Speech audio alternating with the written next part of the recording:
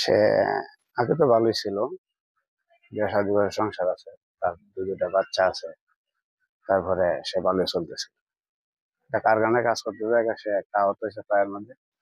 এই আহত থেকে সে এখন প্রায় পঙ্গু হয়ে গেছে গা, সেফটি হয়ে গেছে গা। তার সংসারে ফার্স্ট একজন লোক আছে মাসো, চলার মতো কোনো অবস্থা নেই তার।